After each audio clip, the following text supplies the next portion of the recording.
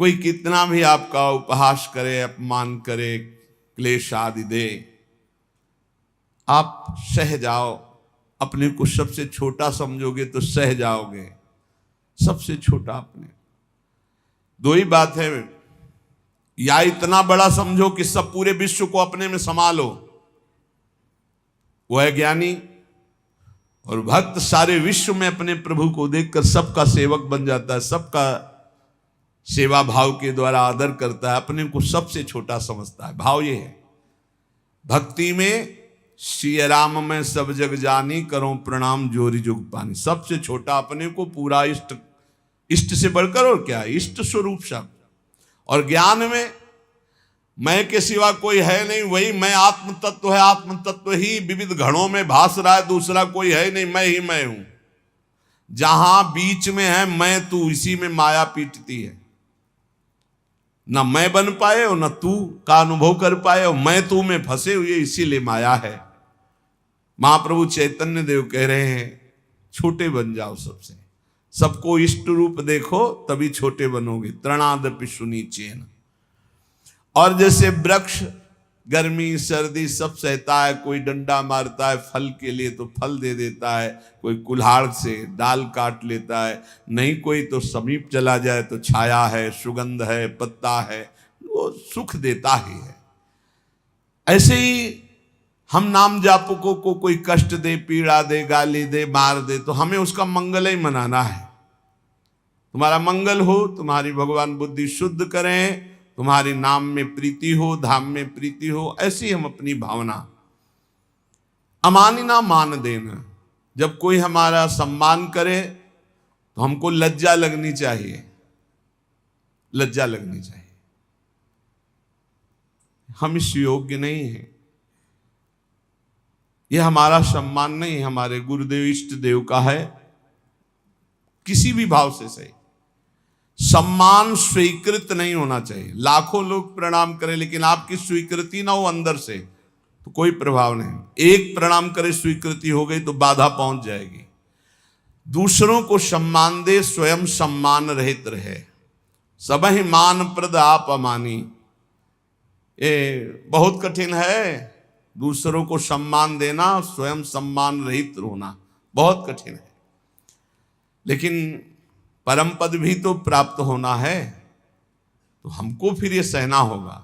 अपने को सबसे छोटा समझना, आई हुई विषमता को सह जाना, सम्मान प्राप्त होने पर उसे स्वीकार न करना, दूसरों को सम्मान प्रदान करना। अमानिना, स्वयं मान रहित होकर दूसरों को मान देना। और सदा निरंतर, सदा सर्वकाले सुमामन स्मर, निरंतर भगवत स्मरण और अपने कर्तव्य का पालन करते रहना। न धनम न जनम न सुंदरी, कवितां वा जगदीश कामये, मम जन्मनि जन्मनीश्वरे, भवता भक्ति रहे तु की त्वयि। हे प्रभु, मैं धन, परिवार, स्त्री या बहुत काव्य रचना करना, पांडित्य, इन सब की इच्छा नहीं करता। न धनम न जनम न सुंदरीम, कविताम वा जगदीश कामये। हे जगदीश, हे प्रभु, मेरे अंदर ये कोई कामना नहीं है कि मुझे धन मिले, मुझे सुंदर स्त्री मिले, मुझे सुंदर परिवार मिले, मैं बहुत काव्य रचना करने वाला बनूं, मैं बहुत पांडित्य युक्त हूं। तो क्या चाहते हो? बस प्रभु, मम जन्मनि जन्मनीश्वरे, भगवता भक्ति रहे तु की त्वयि। यदि हमारे कर्मों के अनुसार हमको फिर जन्म मिले तो आपकी ही भक्ति करूं। बार बार जन्म मिले लेकिन आपकी ही अनुराग भक्ति में मैं मगन रहूं। हे परमेश्वर, तुम्हारे स्वरूप में मैं स्थित होकर बार बार जन्म हो, मुझे कोई परेशानी नहीं।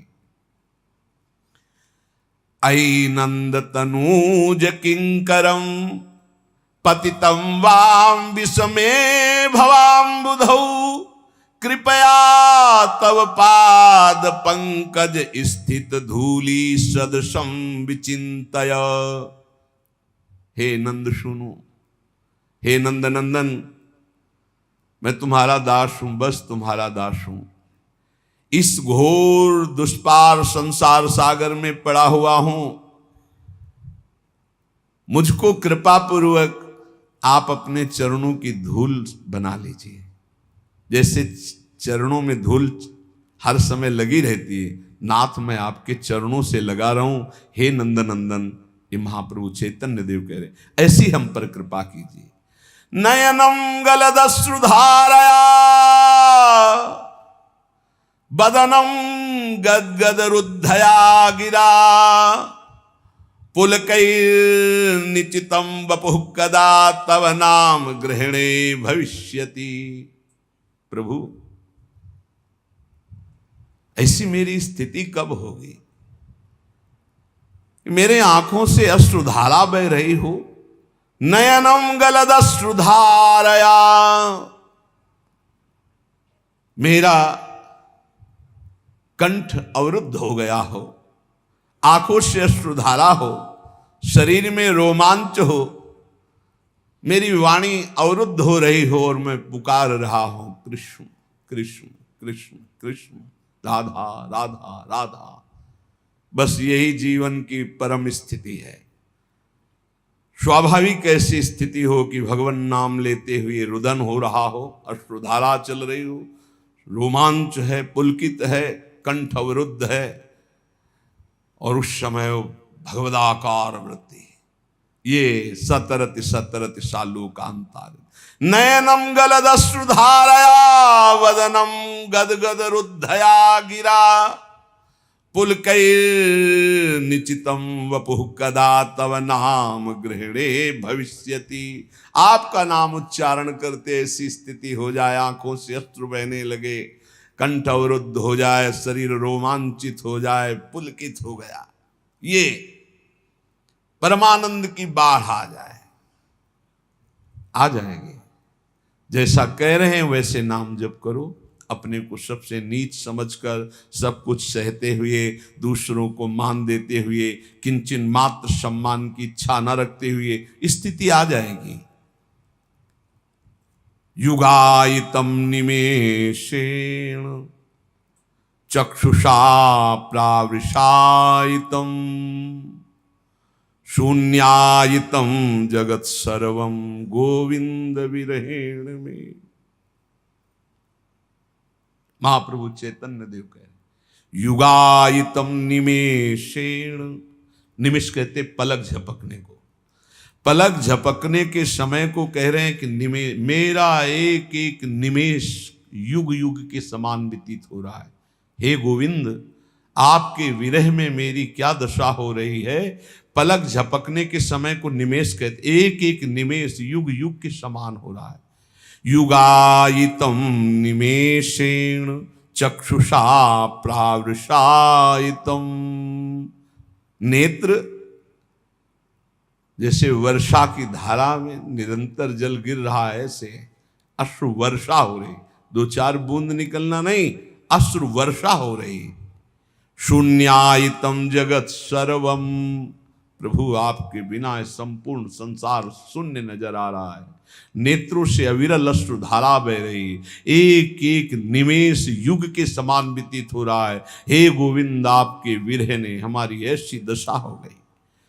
आश्लिष्य, ये स्थिति होती है, तब ये स्थिति होती है। ये जो नयनम गलदश्रुधारया वदनम गदगद रुद्धया गिरा, या युगायितम निमेषेण चक्षुषा प्राविशायितम, ये स्थिति तब आती है जब इस श्लोक का जीवन में आचरण हो जाए, क्षमता आ जाए।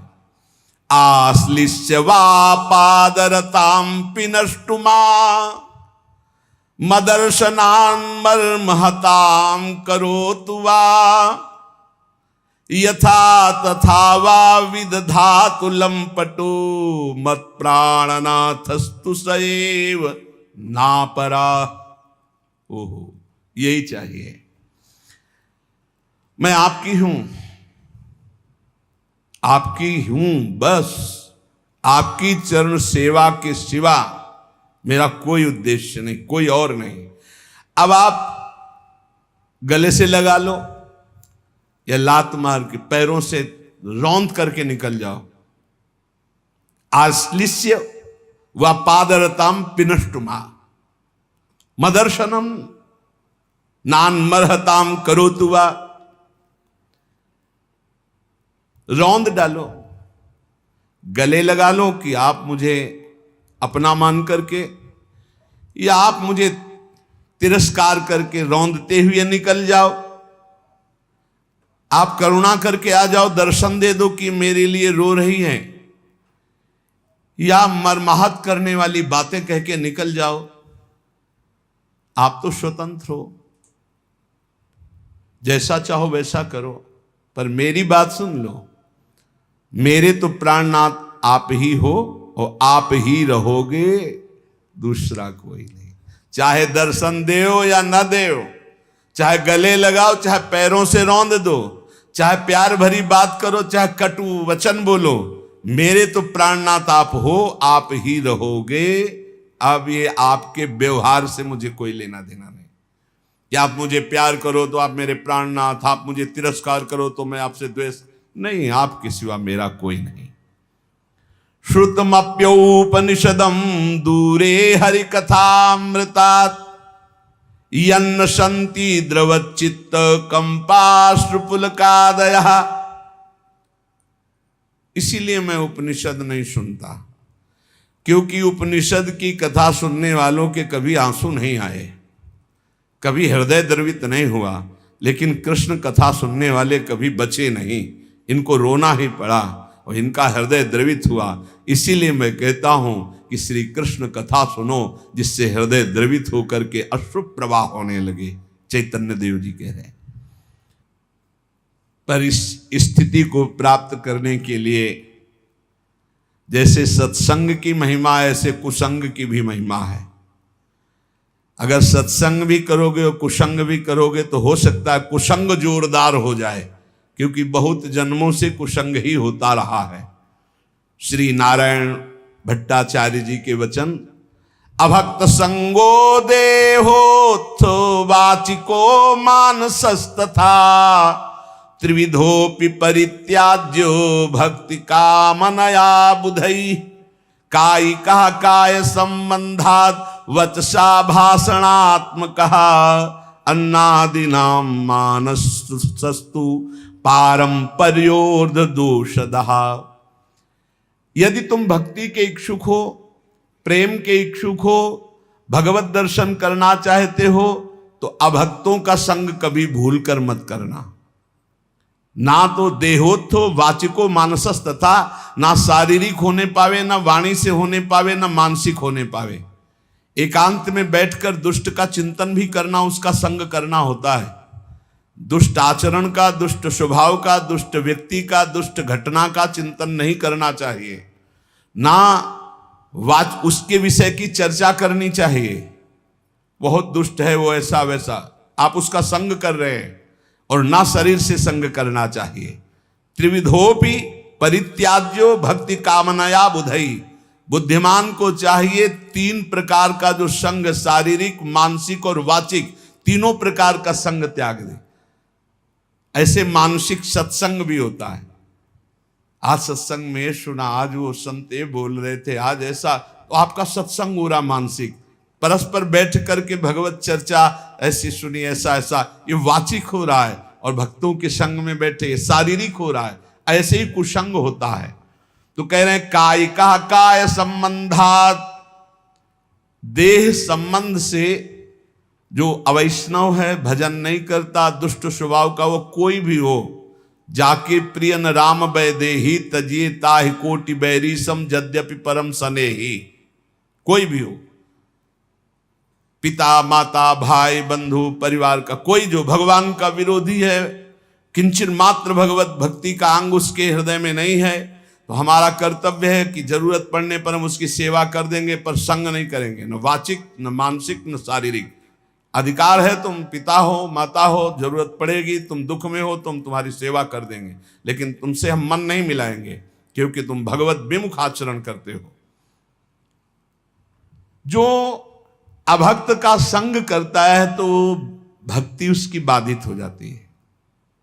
पुत्र हो अभक्त हो संग नहीं, पिता हो अभक्त हो संग नहीं, माता हो अभक्त हो संग नहीं। तजो पिता प्रहलाद विभीषण बंधु भरत महतारी गुरु बलि तजो कंत ब्रज बनितन भे मुद मंगलकारी। ये दूसरों को मंगल करने वाले बन गए जो भगवत विरोधियों का त्याग कर दिया। देह संबंध से दैहिक संबंध होता है, देह संबंध अभक्त से न बनने पावे। उसके पास बैठना, उसके संभाषण करना, किसी भी तरह की दोस्ती हमारी अभक्त से नहीं होनी चाहिए। जो भगवत विमुख है बिल्कुल नहीं। भगवत विमुख अगर संग किया तो पक्का भक्ति में बाधा पड़ जाएगी, पक्का बाधा पड़ जाएगी।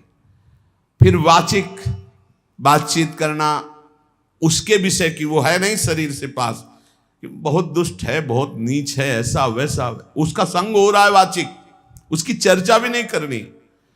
और फिर मानसिक, मन से उसका चिंतन नहीं करना। और दूसरा मानसिक संग, अन्न दिया हुआ नहीं खाना, भोजन नहीं खाना, अभक्त का दिया हुआ भोजन नहीं पाना। जैसे राजा माधव सिंह ने जब विरोध किया रत्नावती का तो कहा, आज से मैं नियम लेती हूं, तुम्हारे द्वारा दिया हुआ एक कवल नहीं पाऊंगी, राजअन्न का त्याग करती हूं, क्योंकि तुम राजा हो और तुम भगवान के विरोधी हो, संतों के विरोधी हो, इसलिए आज से मैं त्याग करती हूं, न राजमहल में रहूंगी न तुम्हारा दिया होगा। ऐसा परम पावन चरित्र है रत्नावती जी का कि ये तो केवल भगवान की ही सामर्थ्य को धारण करके ऐसा किया जा सकता है। अगर ये निर्वाह न कर पाए और शरीर से अभक्त का संग हो गया या वाचिक या अन्न आदि का, तो आपके भजन में फर्क पड़ जाएगा, आपकी भक्ति बाधित हो जाएगी। और हृदय में किसी जाति पक्ष का गर्व नहीं होना चाहिए भगवान की भक्ति में, कि मान लो आप उत्तम कुल के हो और कोई मध्यम या निकृष्ट, और आप उस वैष्णव के प्रति वो भाव रखें कि वो तो निकृष्ट कुल का, फिर तो आपका पतन हो जाएगा पक्का। इसलिए अभक्त का संग पतन करता है और जाति अभिमान ये पतन कर देता है। भक्तों के कुल एक ही होते हैं। जैसे अपने यहाँ श्री हरिवंश सुगोत कुल देव जाति हरिवंश श्री हरिवंश स्वरूप हित रिद्धि सिद्धि हरिवंश। किसी से कभी नहीं पूछा होगा आज तक, किसी से नहीं कि आप किस जाति के हो, कभी नहीं। हमारी सत्ता ही नहीं है, हमारे यहाँ सत्ता ही नहीं है, न जाति की न कुल की न इसकी मर्यादा, इसकी कोई सत्ता नहीं। सत्ता इतनी है कि तुम हरि के प्राप्ति के मार्ग में कदम रख रहे हो तो तुम श्री हरि के हो, बस।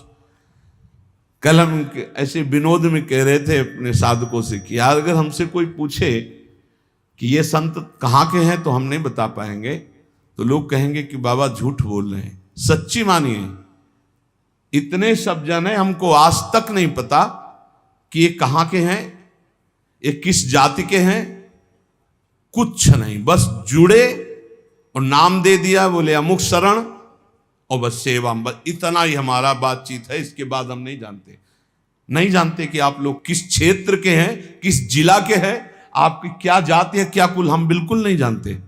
अब आप सोचो, कोई मानेगा 10-10 साल हो गए, 12-12 साल हो गए, ये नहीं जानते कि कहाँ के, नहीं जानते।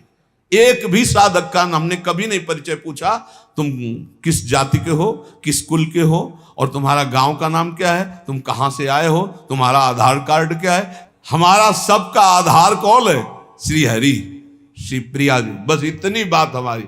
हमसे पूछा जाए ये कौन है तो कहेंगे अमुक है। कहाँ के हैं, वृंदावन के हैं। किस जाति के हैं, हरिवंश गोत्र के हैं। बस इतना ही हमें पता है।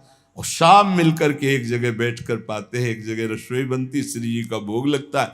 इतना भी फर्क नहीं है कि आप अमुक कुल का अमुक कुल। ना हम विप्रो न च नरपतिर्नापि वैश्यो न शूद्रो नाहं वर्णी न च गृहपतिर्नो वनस्थो यतिर्वा किंतु प्रोद्यन निखिल परमानंद पूर्णामृताब्धेर गोपी भर्तु पद कमलयोर दास दासानुदास।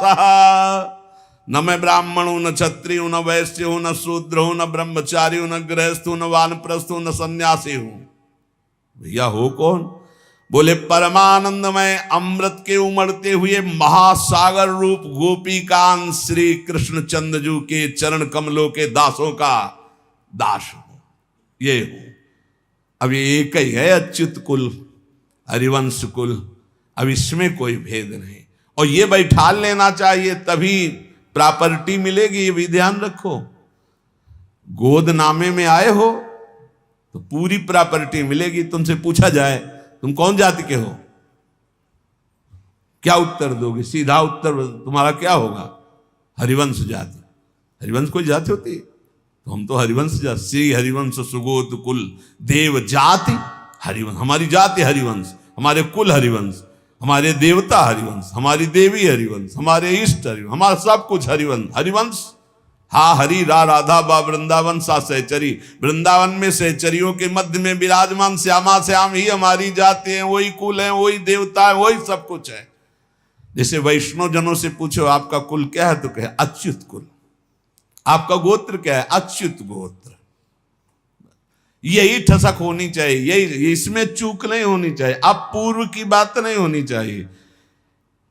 आप किस जाति से हो? हम जिस जाति के श्यामा श्याम है उस जाति के हैं, पक्का बैठा होना चाहिए। कौन से कुल के हो?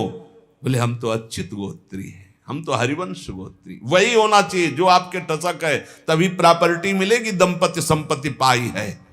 हरिवंश प्रताप ही जानत है, हरिवंश प्रबोध प्रमाणत है, हरिवंश सुसर्वस्व है तिनके, सुख संपत्ति दंपति जो जिनके। ए चूकना नहीं। ना हम विप्रो न च नरपतिर्नापि वैश्यो न शूद्रो नाहम वर्णी न च गृहपतिर्नो वानस्थो यतिर्वा। न मैं ब्राह्मण हूं, न क्षत्रिय हूं, न वैश्य हूं, न शूद्र हूं, न मैं ब्रह्मचारी हूं, न गृहस्थ हूं, न वानप्रस्थ हूं, न सन्यासी हूं। कौन हो? बोले परमानंद अमृत प्रवाह करने वाले प्रभु श्री कृष्ण चंद्र के दासों का दास हूं। मैं श्री कृष्ण चंद्र के दास को दास हूं। दास दासो हम। जयति जयति कृष्ण प्रेम भक्ति यदंघ्रिम निखिल निगम तत्वं गुणमाज्ञाय मुक्ति भजति शरण कामा वैष्णवस्त्यज्यमाना जपयज्जन तपस्या न्यास निष्ठाम विहाय। जय हो श्री कृष्ण की प्रेम लक्षणा भक्ति की जय हो। ये उसी को प्राप्त होती जो दास दासो हम है। सर्वोपरि उपलब्धि क्या है? श्री कृष्ण की प्रेम लक्षणा भक्ति। और तो क्या, स्वयं मुक्ति का भी त्याग हो जाता है जब श्री कृष्ण की प्रेम लक्षणा भक्ति का उदय होता है। जो श्री कृष्ण प्रेम लक्षणा भक्ति को प्राप्त करना चाहता है, जब यज्ञ तपस्या संन्यास निष्ठाएं इनको छोड़ करके प्रेम लक्षणा भक्ति की प्राप्ति में आते हुए देखा गया। बड़े बड़े अनुष्ठान जप करने वाले बड़े बड़े सन्यासी, बड़े बड़े महापुरुष जन, ये प्रेम लक्षणा भक्ति संपूर्ण वेदों का सार तत्व है। जिसके हृदय में प्रेम लक्षणा भक्ति आ जाती है तो प्रभु उसके हृदय में प्रकाशित हो जाते हैं, फिर छुप नहीं पाते। ये प्रेम लक्षणा भक्ति कैसे आती है? तो बोले जयति जयति नामानंद रूपम मुरारेर विरमित निज धर्म ध्यान पूजादि यत्नम कथमपि सकृदात्तम मुक्तिदम प्राणिनाम यत् परम अमृतमेकम जीवनम भूषणम में। जय हो भगवान श्री कृष्ण के परमानंददायक नाम की जय हो। पहले जयति जयति कृष्ण प्रेम भक्ति यदंघ्रि, श्री कृष्ण के चरणारविंद की प्रेम लक्षणा भक्ति की जय हो, जिसकी प्राप्ति के लिए बड़े बड़े सन्यासी, जपधारी, तपधारी, त्यागी, याज्ञिक सब छोड़ करके प्रभु के चरणों का आश्रय लिया। ऐसी प्रेम लक्षणा भक्ति की महिमा है जो भगवान को हृदय में प्रकाशित कर देती। अब ये प्रेम लक्षणा भक्ति मिलती कैसी है, कैसे मिलती है? तो बोले जयति जयति नामानंद रूपम मुरारे। भगवान श्री कृष्ण के परमानंद प्रदान करने वाले नाम की जय हो, जय हो। जो सर्वोत्कृष्ट जिसकी जिह्वा पर आ गया, विरमित निज धर्म ध्यान पूजा यत्नम कथमपि सकृदातम मुक्तिदम प्राणिनाम यत् परम अमृत में कम जीवनम भूषणम में। जो नाम है उसमें सब शक्ति भगवान ने विराजमान कर दी। परमानंद प्रदान करने वाला, प्रेम लक्षणा भक्ति को प्रकाशित करने वाला, ये जिसकी जिह्वा पर आ गया उसने स्वधर्म पालन, ध्यान, पूजा, अन्य साधनाएं सबसे मुख मोड़ लिया। अब तो रात दिन बस नाम जप, नाम जप, नाम जप। ऐसा श्रेष्ठ प्रेमामृत प्रकाशित करता है नाम जप। एक बार जिसको इसका नशा लगा नाम का, मृत्यु, यमराज ये तो दूर से थर थर कांपने लगते हैं। जैसे कल चर्चा सुनी थी कि करोड़ों भिक्षुओं के मारने का दर्द होता है जब प्राण निकलते हैं, और जो नाम जापक होता है उसके प्राण कैसे निकलते हैं? जैसे विशाल गजराज के गले से छोटे फूल मल्ली की माला टूट जाए तो उसको पता भी न चले, ऐसे प्राण निकलते, कोई कष्ट वष्ट नहीं होता। ये कष्ट होता है पापात्माओं को। लेकिन जो भगवान का नाम जप करते हुए जीवन व्यतीत करते हैं, उनका शरीर कैसे छूटता है? जैसे पुराना कपड़ा छोड़कर नया कपड़ा आनंद पूर्वक पहना जाता है ना, कोई कष्ट नहीं। जैसे हाथी के गले से माला टूट जाए उसे पता भी ना चले, ऐसे जैसे आप स्वप्न देह में विचरण कर रहे हैं, आपको पता नहीं स्थूल शरीर छूट गया, ऐसे भक्त को कोई कष्ट नहीं हो। इसीलिए अभी समय है। मृत्यु थर थर कांपने लगती है, यमराज कांपते हैं। किसकी? जिसकी जिह्वा के अग्रभाग पर ये कृष्ण नाम, हरि नाम, राधा नाम। मृत्यु पास को विध्वंस करने की सामर्थ्य नाम में है। वही नाम एकमात्र मेरा जीवन है, मेरा आभूषण है, मेरा प्राण है। हे श्री कृष्ण, तुम्हारी लीला कथा अमृत का प्रवाह इसी नाम से प्रकट होता है। जो नाम जप करते हैं उन्हीं का लीला में प्रवेश होता है। ये बस पकड़ लो। इसमें अभी वर्णन किया, निखिल निगम तत्वम गुणमाज्ञाय मुक्ति मोक्ष पदवी सन्यास यज्ञ तपस्या कामनाओं की पूर्ति, जो जो जैसा सब का त्याग हो जाता है जब भगवान की प्रेम लक्षणा भक्ति जागृत होती। और ये प्रेम लक्षणा भक्ति जयति जयति नामानंद रूपम मुरारे। पकड़ लो, हर समय नाम क्या जाता है? राधा राधा राधा, राधा वल्लभ श्री हरि, राधा वल्लभ श्री हरि, राधा वल्लभ। एक मत सुनो मन की। मन ये बहुत दुष्ट है, ये कहेगा रोको, हमारी बात सुनो, बहुत सुना दिया इसने, इस दुष्ट की बात मत सुनो, अब महापुरुषों की बात सुनो। नाम पकड़ लो, थोड़ा समय रह गया है, डूबने वाला है जहाज। यात्री सावधान, नैया भंवर में फंसी है, जहाज डूबने वाला है। व्याकुलता पूर्वक काम नहीं चलेगा। जैसे उसमें नहीं होता वो पहिया वाला ऐसे डाल लेते हैं ऐसे, और जैकेट बांध लेते हैं, फिर कूद पड़ते हैं, तो ऐसे ही नाम रूपी जैकेट बांध ली, अभी डूबने नहीं देगी। नहीं, भगवद आश्रय रूपी वो बढ़िया। और उधर से श्री कृष्ण दौड़ के आ रहे हैं, वो हमको अपनी कृपा रूपी नाव में बैठाल के भवसागर से पार कर देंगे। तब तक के लिए श्री कृष्ण राधा राधा राधा राधा। मान लो नैया बिल्कुल भंवर में डूबने वाली है। एक बहुत विवेकवान, उन्होंने कहा कि इतनी श्वासें होती हैं, उतने नाम हम जप लेते हैं, हमारा कल्याण हो जाएगा। कल्याण तो हो ही जाएगा, भगवान का नाम तो मंगलमय है। बोले जितनी श्वासें होती हैं उनके गणना में हम नाम जप कर लेते हैं, हर श्वास में तो हम नहीं जपते। थोड़ी देर बैठ करके जल्दी जल्दी नाम उतने कर लेते हैं, बकाया शेष समय स्वतंत्र मौज में हमका उस समय मृत्यु हुई तब चिंतन जो होगा तो अंतःमति सो गति। हमारा मतलब संख्या से नहीं है, ये भ्रम भूल जाओ आप कि आप संख्या से भगवान को खरीद लेंगे। हमारा मतलब है प्रेम पूर्वक हर क्षण उनका स्मरण करना। सातु दीर्घ काल निरंतर सत्कार सेवितो दृढ़ भूमि। हमको संख्या से क्या करना है, वो संख्या से नहीं मिलते भाई, नहीं मिलते। संख्या से मिलना होता तो अहम करके जप करके संख्या से प्राप्त कर लिए जाते, पक्का। वो संख्या से नहीं, वो 1 में भी मिल सकते हैं, वो 1 लाख में भी मिल सकते हैं, वो 1 करोड़ में भी मिल सकते हैं, वो 100 करोड़ में भी नहीं मिल सकते। गांठ बांध लो, हम कह रहे हैं आर्थ होकर जिसने दिल से पुकारा तो एक ही बार में शोभा झलकने लगी। एक बार जिन नाम ली हित सो होए अति दीन, ताको संग न छाण ही ध्रुव अपनो कर ली। हमको हर समय मधुर मधुर राधा राधा राधा, हर समय पता नहीं कौन सा क्षण आखिरी हो।